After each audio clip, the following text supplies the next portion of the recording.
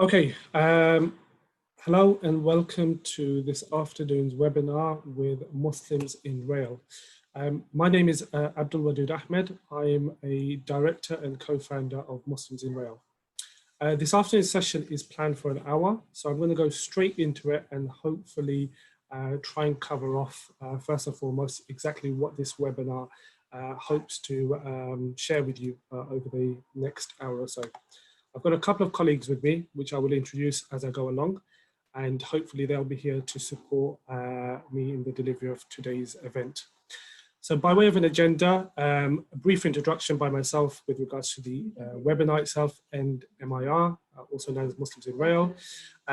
We've got a couple of guests who are going to join us to talk a little bit about the connection between their faith and their job, how they can bring their whole self to work, a bit about MIR and how we support the idea of bringing your whole self to work, 10 or so minutes for a Q&A, and then finally I'll look to close it off thereafter.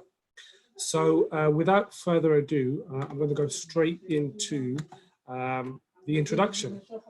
Now, first and foremost, I'd like to say thanks to RailWeek, especially Isabella, for reaching out to us. It's a great honor for us to be participating in RailWeek. It's something that I personally have heard about for a number of years, and I've always wanted Muslims in Rail to be part of it, but for one reason or another, it just hasn't worked. But I guess maybe given the current climate that we're in and it's all online, maybe it's made it a little bit more accessible for us. So thanks to Isabella and RailWeek, and I hope everybody is enjoying all the various different webinars that they're hosting. Have a look at railweek.com for further details. A bit about MIR. So what is MIR and what do we do? So our simple message or objective is really simple in the sense that we're all about connecting, growing and inspiring Muslims working or seeking a career in the rail industry. Now, MIR was formed off the back of the idea that actually this is a niche market, the rail industry. Muslims are a small representation of that particular demographic of people within the industry. And actually, there are occasions where we have particular similarities and commonalities between us that we'd like to share that help us develop ourselves, help us support one another, and also help us support the wider community. And that's when a few of us got together and thought, actually, we could do with actually formalizing that and actually coming together and actually doing some activities and providing some services. I'll go a little bit into connecting, growing, and inspiring, what that means a little bit later. A few numbers for you. So Muslims in Rail was established back in 2017. We are an actual entity. We're a CIC, community interest company. So we exist properly. We're a membership organization that consists of 344 members and growing. We have a whole host of people who are linked to us via LinkedIn and other social platforms.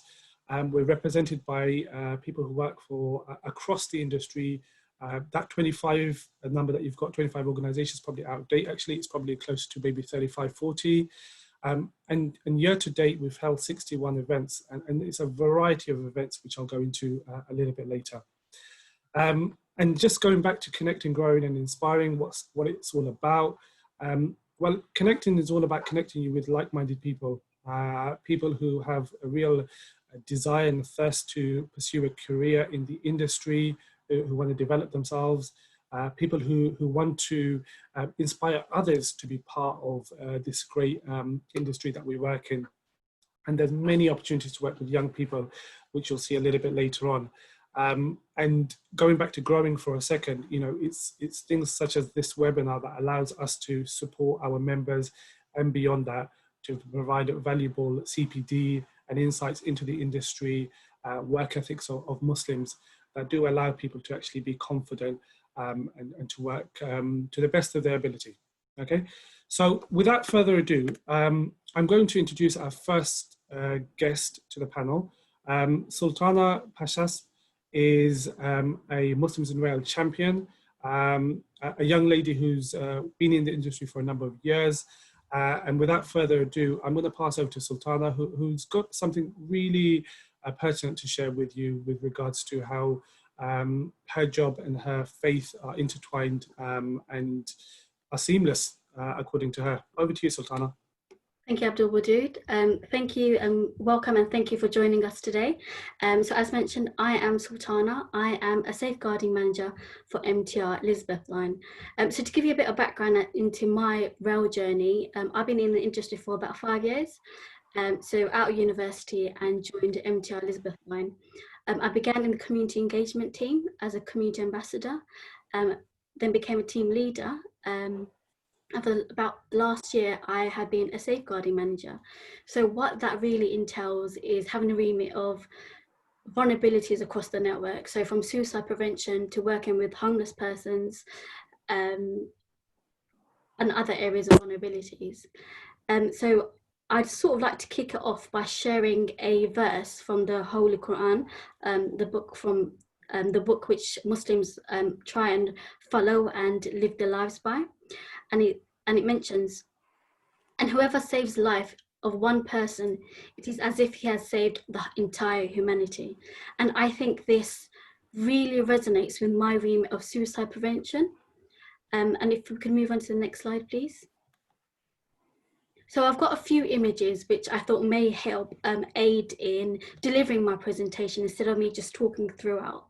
So this is an image from an office tea party we delivered in conjunction with Samaritans.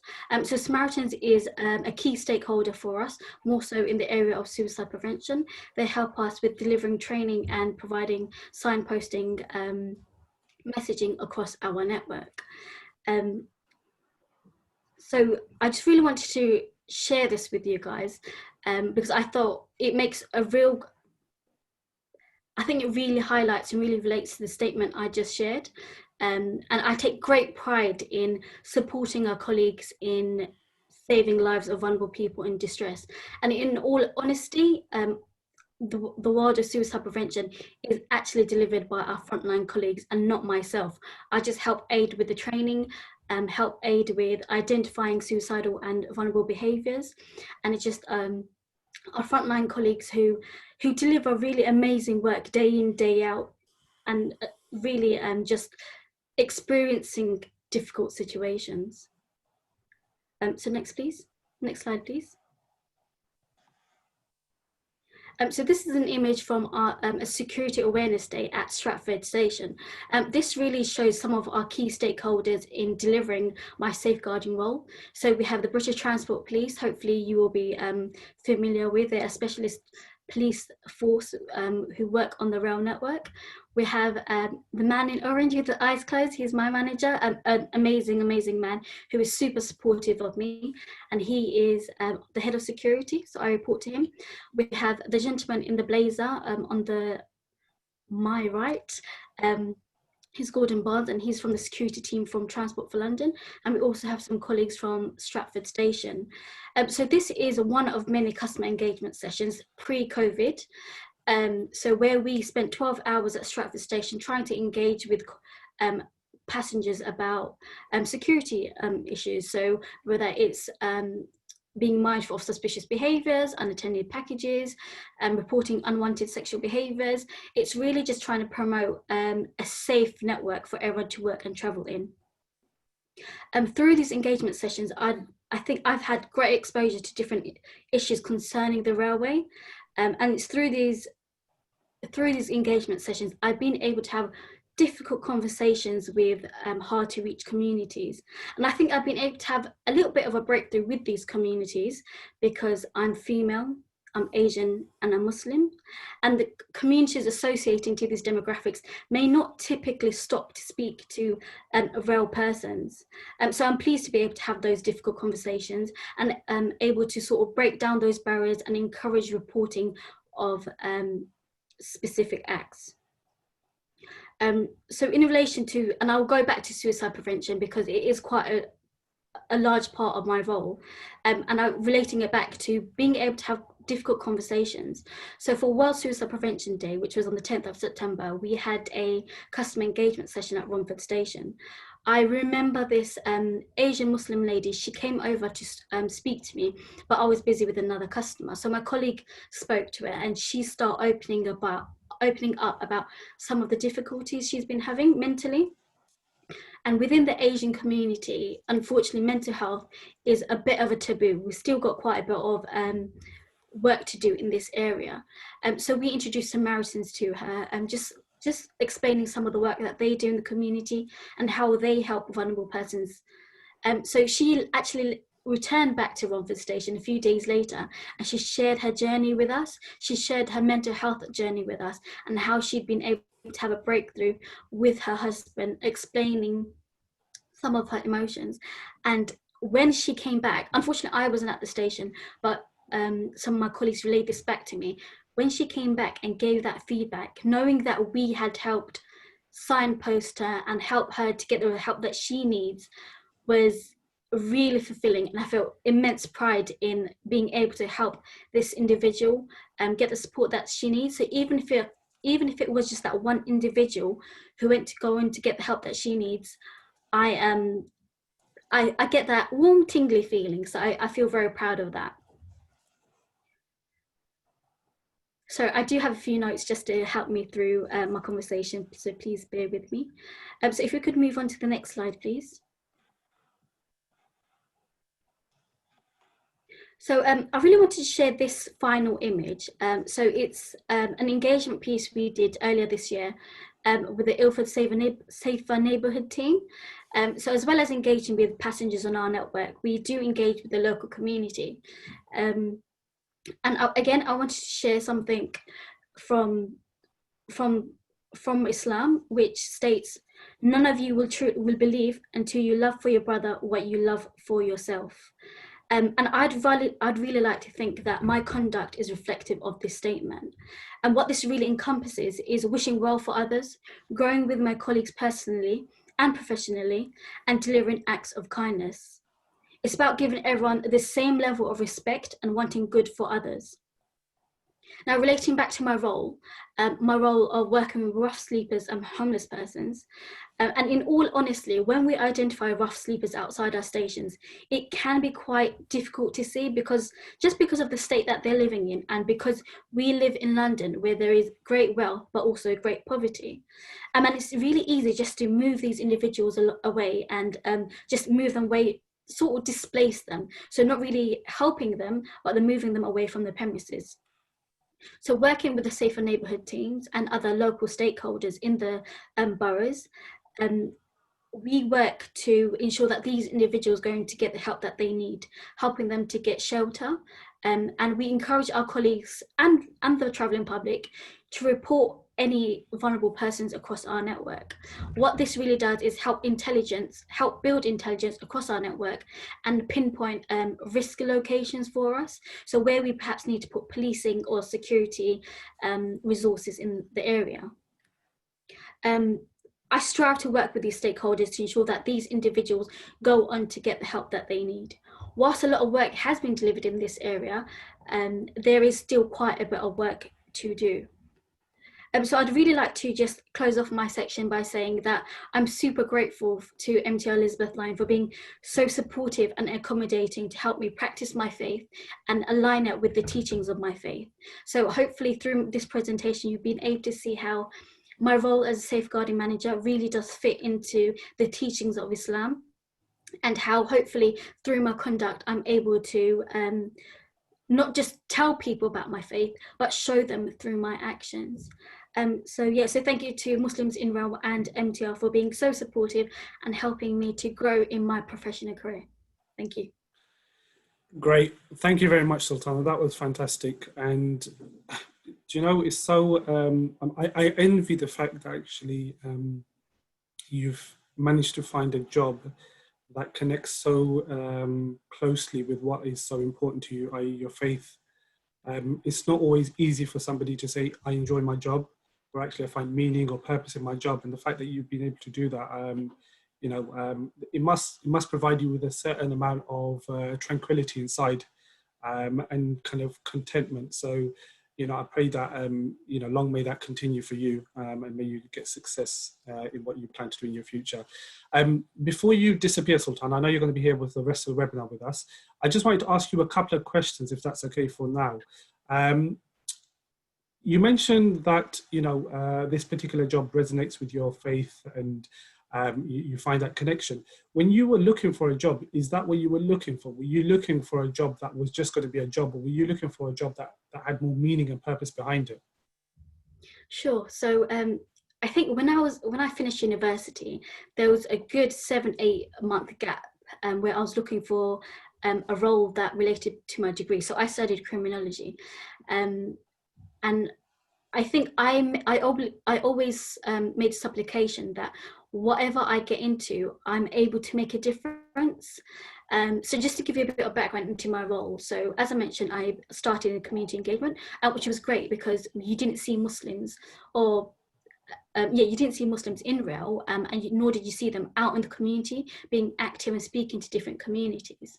So whilst I was working community engagement for about 3.5 years, I was looking for a challenge. So I was actually applying for internal and external roles. And in all honesty, this role could not have come at a better time. I was sort of looking for a new challenge, as I mentioned, and this role of safeguarding manager, it doesn't actually exist within the industry. So I was super grateful for the opportunity, having been approached by the head of security to sort of say, we've got a few issues, I need a bit of support, what can you do for us? And actually in this past year, I've been able to develop my role more than what was given to me in my job description, and actually mold it and make it to what I think a safeguarding manager should do, and address some of the concerns that we have across our network. Admittedly, we do have some challenging stations and some of the communities that we engage with. So this role is perfect. I'm so grateful for the opportunity to have been actually deliver this role. Brilliant. It sounds like, this, as much as you've been looking for that job, it sounds like they've been looking for you as well. So that's really good to hear. Just one final question. What's it like being a young Asian, a Muslim lady working in the rail industry? The rail industry can sometimes be quite stereotypical in terms of the type of people we think that work in there. What's your experience been like, being somebody who's so outwardly looking Muslim, but also quite outwardly, projecting your feelings towards your faith? Sure. So I'm 28, so I don't know how young that is, but I did start in younger than me. I did start when I was about 23.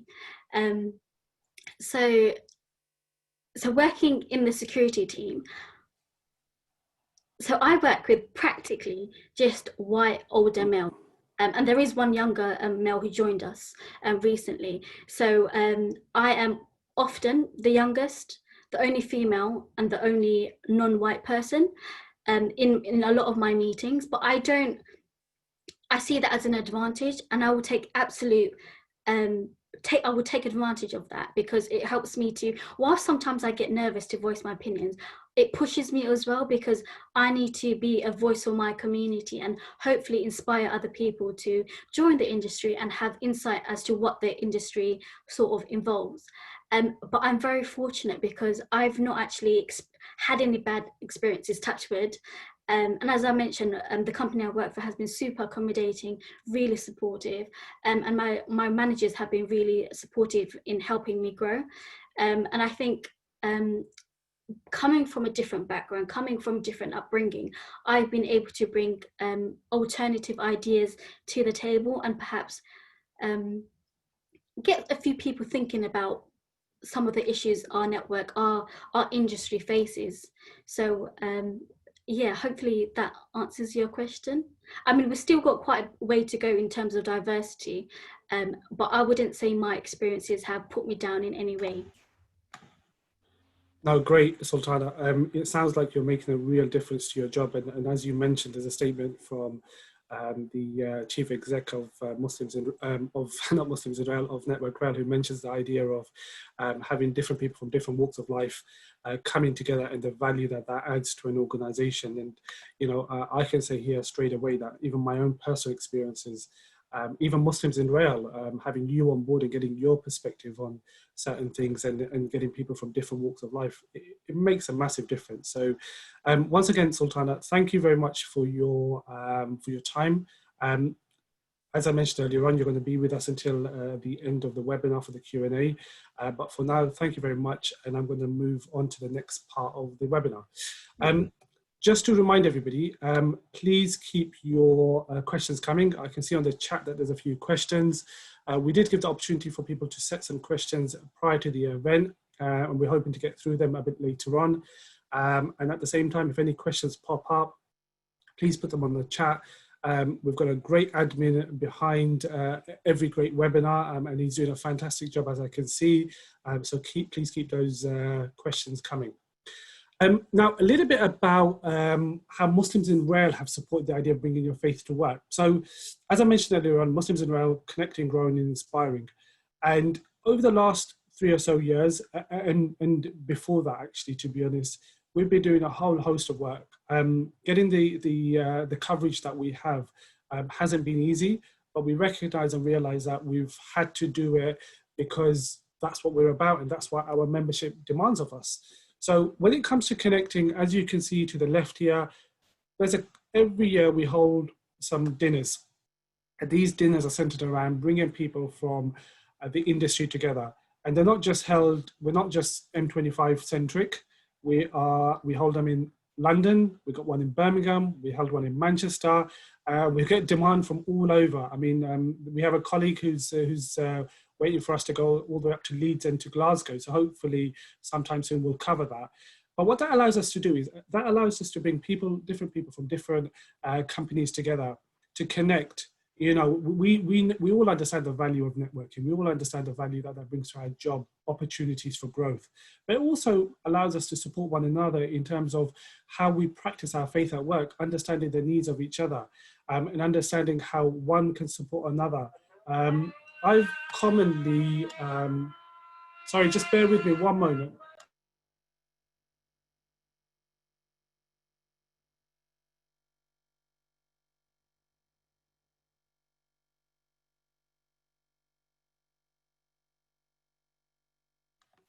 I'm back.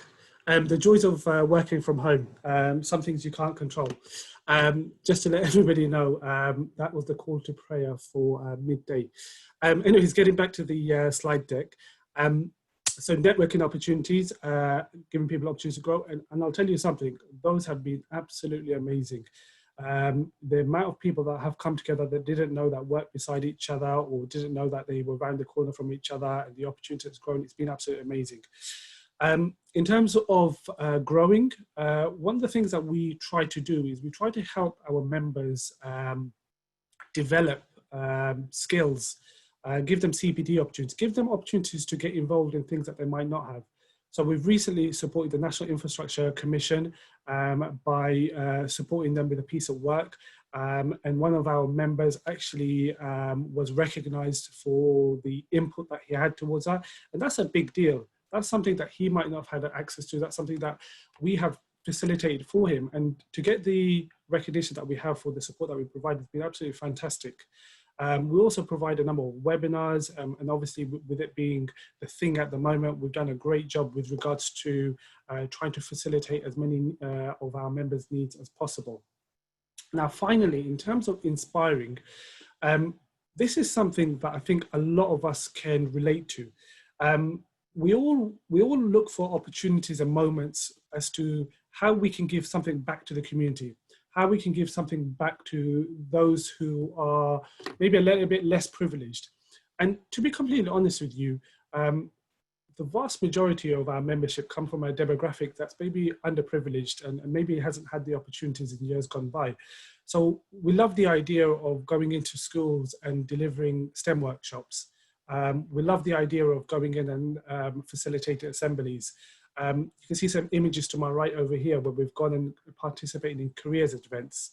And it's been a real eye-opener for us to understand really and truly how we can give back to the community, because Muslims in Rail was never about just us and the membership. It was always about giving back to the wider community. And I mean this when I say it, we truly do love the industry. It's been very good to us as individuals, and we feel as though actually many of the people from our faith, those that are Muslims, can actually benefit from working in an organization like this that's so supportive, that's so encouraging, that doesn't necessarily recognize you because of your faith, but actually accommodates your needs. And so for many of us, we really want to kind of repay our employers by actually going out to the community and helping attract the next, the next great engineer or whoever it might be. That's a little bit about MIR. If you want to find out more, please jump onto our website, muslimsinrail.org. Lots of information that's available on there. Like I said, we've had a whole host of events, and you can go on there, subscribe to our newsletter. But throughout the remainder of the webinar, I will certainly probably drop in a couple of things about Muslims in Rail from time to time. Now, we're going to move on to the next part of our webinar, and we've got a guest, another guest who'll be joining us, Mahad Yusuf. He is a young rail professional, a member of Muslims in Rail. He's currently a project manager for Capita, and Mahad's going to share with us a little bit about how he brings his whole self to work and how he's been supported to do so. So over to you, Mahad. Hi, thank you, Abdul Wadud. Yeah, so Abdul Wadud touched on it. The purpose of the presentation is to give an overview, I guess, in terms of how my responsibilities at work align with my faith, and how I try to balance the two. So there will be two sections that we'll be discussing. The first will be the outward actions, and the second bit will be the inward actions. So just to give an outline of I guess the key kind of requirements expected of us in our faith, and the stuff that are incumbent upon us. The first is fasting. So there is a requirement on Muslims that during the month of Ramadan that we fast, and we don't eat any food during daylight hours. I typically approach my manager to make sure that he's aware of my requirements during that month, and that that my energy levels and that any specific arrangements around that month can be facilitated. So, for example, it might be the case that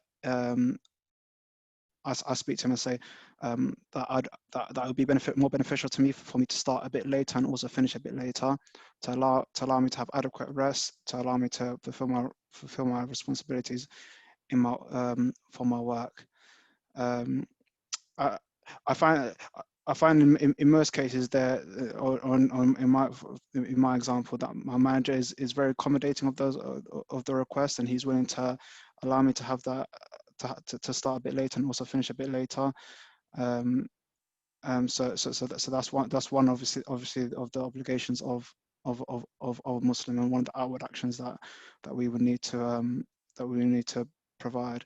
It would be beneficial, I guess, for those people who work with Muslims, or who have Muslim colleagues, or Muslim employees, that they have that conversation with them, and that they're aware of these requirements on them, and that they try their best to try and find a medium point in terms of obviously how they can accommodate them, and how they can accommodate their work, and as well as their kind of requirements and obligations of them as a Muslim. The next is the 5 daily prayers. So this is these are prayers that are conducted during the day. They typically take about 5 to 10 minutes each. Generally speaking, during the summer months, you might just have the one prayer during the working hours, which typically happens at 12 or 1 o'clock. And during the winter months, they're a bit more congested, where you might have 3 prayers during one day. If I'm not available during those 5 to 10 minutes whilst I'm doing my prayers, I'll make sure that my team and my manager is aware of that, and that I try and work around any meetings or anything like that around those prayers, so that I can fulfill my requirements, obviously, in terms of my role and my responsibilities, and that I can also fulfill my requirements in terms of obviously what's expected for me in my religion. The next bit, and the next obligation that we're supposed to fulfill is for the Friday prayers. So this is usually an hour every Friday that's typically taken up. So there'll be a sermon delivered, and there'll be a prayer that follows up with that. Typically, how this interacts with my work is is that during that hour I might not be available for any kind of meetings or any kind of discussions. So I'll always make sure that that's clear to my manager. The way that I usually approach it is I'll have a conversation with him and make sure that he's aware of that, and that during that hour I won't be available for any meetings, and that I won't be in the office during that specific hour. I usually end up putting, and the way that I find works best for me is usually put in like a calendar invite, just to say that an out of office calendar invite, just so he's also aware that I'll be out of the office during that specific hour. And those are the kind of three kind of key outward actions that that a Muslim would typically be expected to deliver and expected to provide, and how that kind of interacts with my day-to-day work. So that's the outward actions. Abdul, the next slide, please. The next slide is the inward actions. So these are, you'll see over here, there's two quotes. So the first is an extract from our holy book. Oh, you have believed, fulfill all contracts. What this is stipulating is that as a requirement on our religion, as a requirement for us to fulfill our faith, that it is expected and incumbent on us to fulfill our contract and fulfill our responsibilities during work. So as much as it is on us to make sure that we pray and that we fast and we do our Friday prayers, it's also incumbent on us that we fulfill the requirements of the religion, which also includes fulfilling our contracts and fulfilling our agreements. So the way that I typically, how this will apply to me is, for example, in my role as a project manager, I might have a project that I'll need to deliver by a certain date, or have certain actions assigned to that project. To allow me to fulfill this requirement and to fulfill that contract, it would stipulate me. It will be on me to do to the best of my intention to try and fulfill those responsibilities, and in terms of fulfilling that contract. So for example, if I have a task that's set out and I need to do it by the end of the day, and I've agreed that I'll do it at the end of the day, then I will need to make sure that I try to the best of my ability to make the intention to do that. The next is a saying from our Prophet, peace be upon him. Indeed, the best a man has eaten from is that which he has earned. This is basically saying that and it's highlighting the benefits in terms of work, and in terms of obviously making sure that you're providing valuable service to your community. So in my role as a project manager, the service that I provide and the service that I provide to my employer is that of a project manager. So to make sure that I'm doing my best in terms of fulfilling that role, and in terms of fulfilling the requirements expected of me for that role. So just to give you a kind of a quick overview. So the outward actions, those that we discussed, obviously prayer, fasting, and kind of obviously the Friday prayer, and the inward actions, making sure that we fulfill the requirements of our faith, and that we fulfill our contracts and our agreements with whoever we have agreements with, and that we try our best to do that. Thank you, Abdul. That's it from me. Any questions? Great. Mahad, thank you very much for that. Very insightful. Just a couple of questions, if that's okay. So maybe it wasn't shared with the audience a little bit earlier, but you've really worked your way up the ladder through starting off as an apprentice and getting to the role that you have today. And through that, it sounds you've worked. Knowing you've worked with a few different employers. The experiences that you mentioned earlier on with regards to the fasting, praying, going for Friday prayer. There's lots of conversations going on, it seems like, with your line manager, and it sounds like, to be fair, they're quite accommodating. Yeah. How do you find those conversations, and how generally, how receptive are people been when you've kind of shared with them your faith? Because I know for myself that sometimes people are actually not aware of our particular needs. Yeah. So yeah, it's interesting because I've had managers who come from a more diverse background who understand the requirements of a Muslim. So for them, and approaching them and making these requests of them, it can be a bit more easier, or a bit more kind of they have an understanding of it. So it's not something new to them.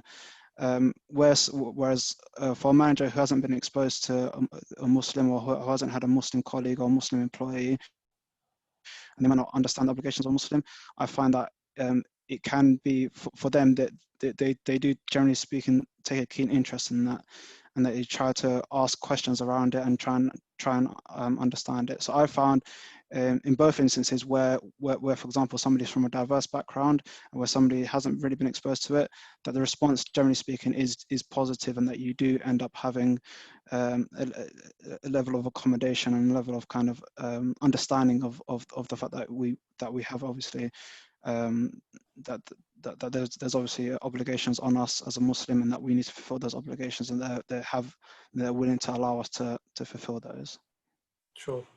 Great. I mean, to be honest, like I said earlier on, I think generally speaking, even in my own personal experience, employers are very accommodating, and actually it's more a case of us kind of being confident to have that conversation. So yeah, I can understand, over the years it's getting easier and easier for, I think, many of our colleagues.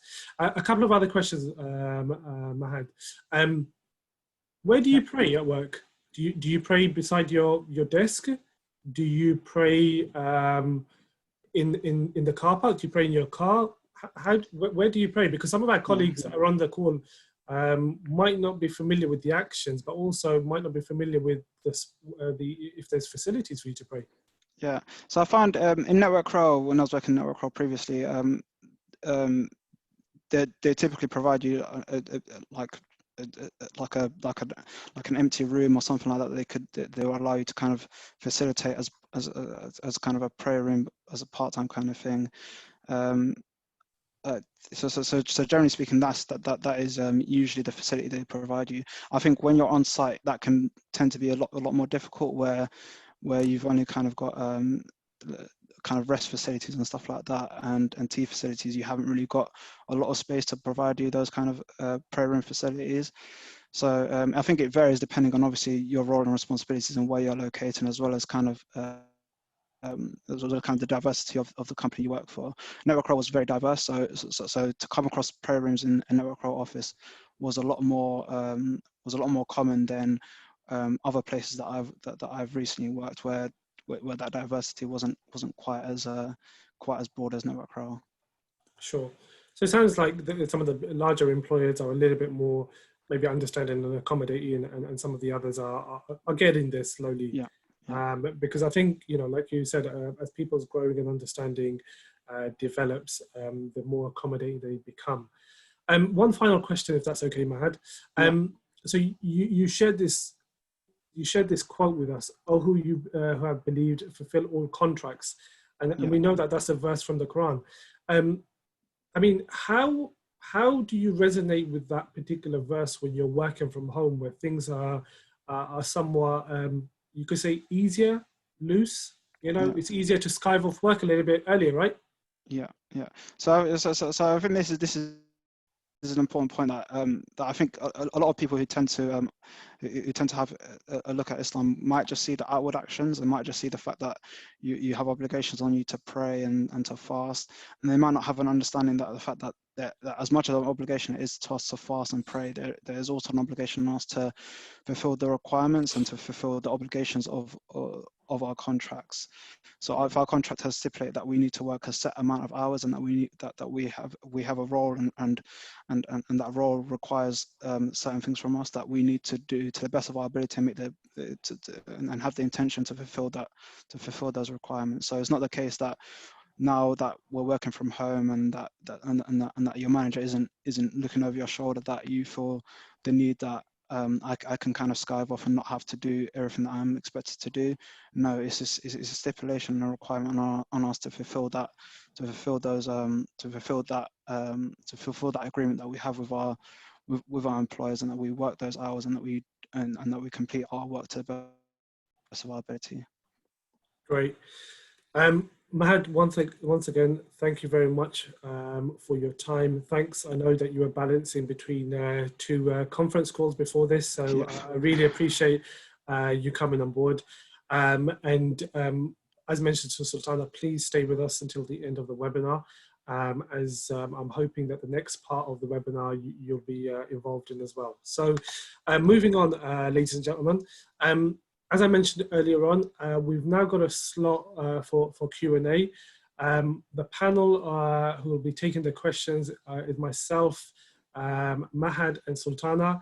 And as I mentioned earlier on, behind every great webinar is a great administrator, and this administrator will be multitasking and also hosting the Q&A session. So over to Hassan Ahmed, who's also a director and co-founder of Muslims in Rail. Thank you, Abdul Wadud. That's the nicest compliment you've given to me all year, I think. So I do appreciate that. So we've had some really fantastic comments, really great presentations, both by Sultana, Mahad, and Abdul Wadud's done a reasonable job, I think, chairing this as well.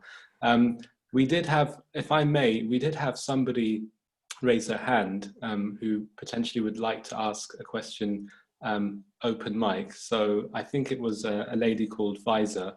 I will unmute her, or if she's unmuted herself, please feel free to ask your question. Go ahead. Is this the right time? Is that okay if I ask it now? I didn't want to. Like the present. No time like the present. Please go ahead. Okay, no worries. It was a question actually for Mahad. It was just a question about bringing yourself to work, because for me, we don't work sort of, in isolation. We work within the context of society and the wider world.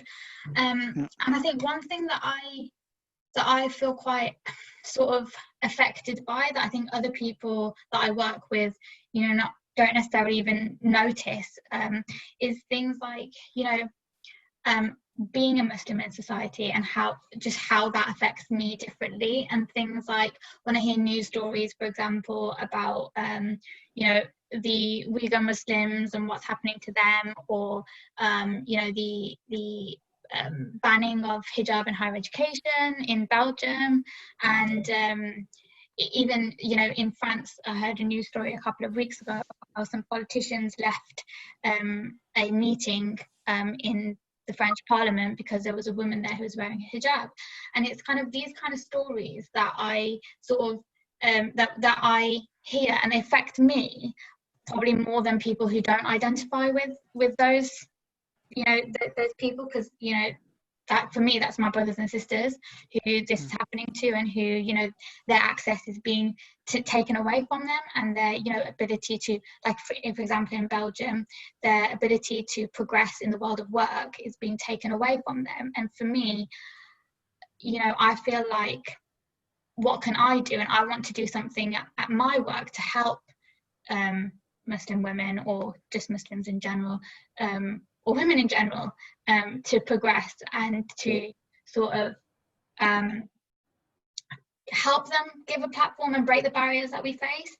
And I don't know how I can bring that to work, or how I can, or if that's appropriate to bring to work, or like how I can go about doing that. I don't know if you have any advice. I don't know if other people feel this way. Yeah, I mean, it's a difficult one. I think there's always so much constantly going on, especially in regards to Muslim and Muslim countries, and obviously the difficulties that people are going through. I think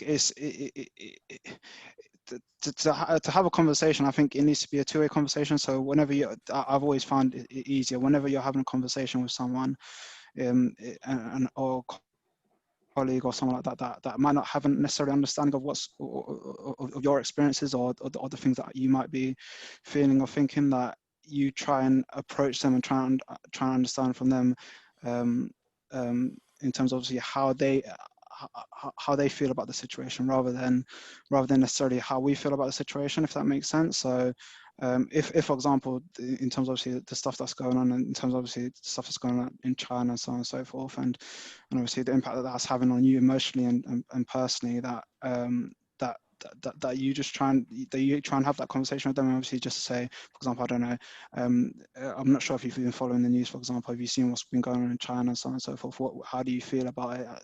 And try and understand it from their perspective, and see what and see how it impacts them, because it is one of those things where because you feel that because you see people with a headscarf, and you see people that look like you and are treated in a certain way, that impacts you in a lot more than it would possibly somebody that isn't from that kind of background. So I think it's just trying to trying to build a bit of empathy between them and what's going on elsewhere, even though that might not necessarily be kind of somebody that looks like them or that thinks like them. So I think it's just trying to build that kind of empathy between yourselves and them, in terms of, yeah, there's difficulties going on in the world, and how do you feel about it, rather than just us saying that this is how we feel about it. I don't know if that answers your question. Can I just add to that, Mahad, if that's okay? Yeah. Yeah, with what you've said, definitely 100% agree with it. I just wanted to add that to your point, Sister Faiza, I think it is. In terms of what we can do, I think the first thing that we need to do is look back at the examples of our Prophet ﷺ, and what he did to set an example, so that people would entrust in him and actually look down well upon him. And what he did is that he had the best of conduct and mannerism. And I think as Muslims, what we need to do is we need to reflect good actions, good morals, share good values, and actually be upstanding citizens, first and foremost, because I believe that in itself builds an element of rapport and trust with your colleagues, to say we can have some dialogue, we can have some common understanding of certain topics. And I think that's the first thing that we should be looking to do. In terms of Muslims in Rail, just to give you a bit of perspective as to what we've done to kind of support some current live kind of campaigns that are going on in society today. So for example, one of our colleagues, who's also an executive of Muslims in Rail, is currently working on how we as Muslims in Rail can support the whole Black Lives Matter campaign, as it's Black History Month. And he's doing a piece of work there so that we can connect with that particular community, and looking at it from the perspective of how have Muslims in the railway or engineering influenced wider society. Similarly, we had a webinar a few weeks ago about historically how Muslims have supported the engineering that we have in society today. So I think getting involved in some of those things that Muslims, where Muslims have played a positive role and been role models or led by example, is certainly a way of building your own self-confidence to be able to have that discussion. But like I said, I think fundamentally lead by example, have those good characters, have those good mannerism, and naturally you'll find a way to have those conversations with your colleagues if you choose to. Thank you, Abdul. Sorry to jump in. I'm just conscious of time. We've got a few more questions. Thanks for that great question, Faiza. That was really, really insightful. We have just to read a question from the chat box. So we had one from Mahfouz. What do panel members find available in terms of staff network groups for faith, presumably in their organizations? So if I may jump in, so in MTR, we don't actually have any networks as such. We've got a social network, but not really faith or cultural. So one of the things that I did, and I'll just share some of my experiences, working in an environment which I am outwardly Muslim, I'm visibly Muslim. So this goes back to the very early days where it was Ramadan, or the month of fasting, and I left some dates in the kitchen area with a little note just explaining what Ramadan was. I also liaised with our communications teams in terms of what was Ramadan and how a number of our colleagues would be affected by Ramadan in terms of the performance. So actually this relates back to Faiza and how do we communicate issues faced by our community or in the wider, in the world. So speak to your communications team. How do we push certain messages? If you want to raise awareness, do we want to support with fundraising? But just answering your question, Mahfouz, we don't actually have a networking group. It's just I work with our communications team, and I work with the customer experience director to make sure that we're accommodating to the needs of our diverse colleagues on the front line, but also in the office, and just having a bit of an educational piece there.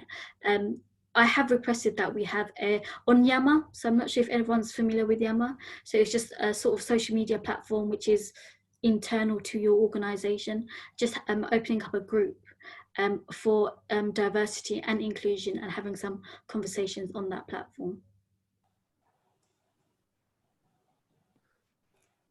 Brilliant, thank you very much. I guess I'll ask a related question from Shagufta, which is, amidst, I suppose, amongst the various staff networks, how important is a faith group though, and how does a diversity, and does a diversity group cover it all? So what's the need for a faith group specifically? Your thoughts on that, anyone? Yeah, I'll try and have a go at this. I think it's really important, and I think the reason why it's so important is because both Sultana and Mahad have shared some great insights into not just their job, but their lives, and how faith is so integral to their lives. And so if you can't comfortably be yourself and bring your whole self to work, then there lies a problem. There lies a problem in terms of being productive. There lies a problem in terms of enjoying your workplace. There lies a problem in terms of just wanting to be there full stop.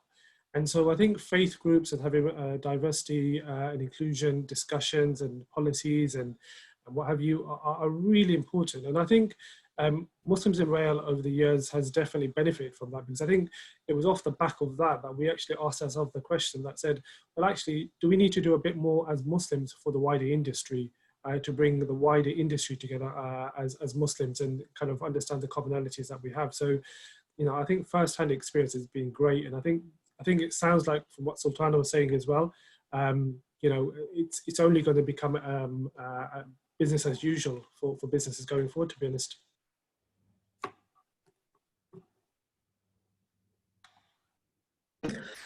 That's great, thank you. Just looking at the messages. So we've got plenty of comments regarding sort of faith groups and for faith, multi-faith rooms available in different offices. I did spot one from Simon actually, and just again, commented that my current work have reflection rooms where folks can pray in a nice environment with a sink, etc., to facilitate prayers or other such purposes. How many employers have similar facilities? So again, maybe just a general from your own experiences of companies that provide these provisions. Any comments from others? So when I first started MTR, we didn't actually have a reflections room or anywhere where you could perform prayers. So there's about 3-4 of us in the office where we got together. We identified a need because some of the brothers or the males in the Muslim community, they'd have to walk a little bit to find a local masjid or a prayer place of worship. So we just got together. There's about 5 of us. We emailed our HR team. Actually, very quickly, they assigned an old interview room for us. So that's our reflections room. It's absolutely open to anyone who wishes to go and you know, perform any acts of worship, or just reflect on their lives if you have no association to faith. And we very much made that room our own. So there's prayers, there's prayer mats, there's prayer beads. We don't have a sink to perform ablution before we pray. However, we have to use the disabled toilet or go down to the gym on -2. We've had conversations around this, but unfortunately, office space doesn't permit an ablution area. But we just sort of have to work around our current provisions. Brilliant, thank you. Okay, I think that's all the questions. So over to Abdul Wadud for final thoughts. Great. Thank thank you to Sultana and to Mahad for your valuable insight, and thank you to Hassan for being such a great host for the Q&A. So moving on, ladies and gentlemen, just to bring in the webinar to a close. First and foremost, thank you to our guests, Sultana, Mahad, Hassan. Thank you to RailWeek for allowing us the honor and the privilege to participate. Is what is a fantastic week of events, actually. And like I said to you earlier on, if you haven't already been to their website, please jump on and have a look. There's lots going on, lots of a vast range of webinars, and I'm sure it'll be of interest to everybody. Muslims in Rail, we're very active. You can jump onto muslimsinrail.org. Please subscribe to our newsletter, which we regularly circulate. I say regularly, probably every 4 or 5 weeks. We're on Instagram, we're on LinkedIn. We're a very active network. Okay, we are active, especially in particular now with everything that we're doing with regards to online webinars, and also just trying to meet the needs of our membership. So please look out for us. Please, like us on LinkedIn, subscribe, and remain active. And if there's anything that you think that we could support you personally or your company with, please let us know. And I'm sure we can accommodate. And just finally, before I leave, just to let you know, our next upcoming event, which has been organized by one of our champions again, Akhtar, is a careers fair online, and a very unique one, one that is bringing together people from all different types of industries. And it's going to be a fantastic online event, one I believe that is held annually, and this time for the very first time it will be online. So, Sunday you can have a nice lie-in, wake up at 11 o'clock, and log off, get back on. Please share this, let your colleagues know. It's available to Muslims and non-Muslims, people of faith or not. A great lineup of speakers, and I hope you'll support us. Further information, again, can be found at muslimsinrail.org. And that's it from me. So thank you very much. I think, bang on 1:30. So it's been great to have you all on board. And I hope to see you at future Muslims in Rail event. Stay safe and look forward to seeing you soon. Bye-bye.